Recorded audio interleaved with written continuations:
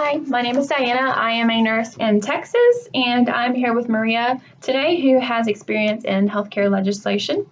This is a mock interview for the nursing course 5382, Nursing Policy and Politics.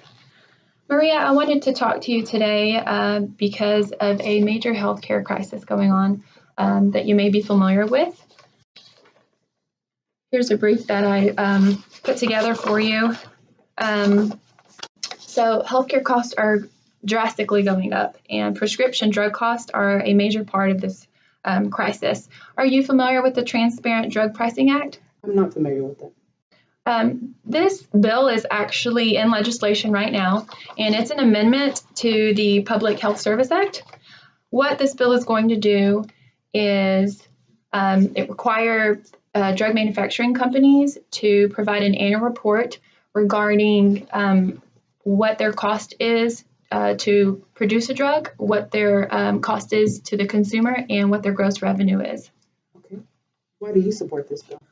The reason I support this bill is because physicians will have access to the cost of prescription drugs. Right now, currently, most physicians don't know how much prescriptions cost that they are writing out to patients. So some patients actually could be paying less than what they are paying.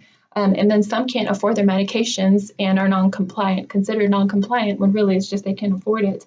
An example is albuterol inhaler, which comes in different names like Ventolin, ProAir, and Proventil. These are all albuterol medications.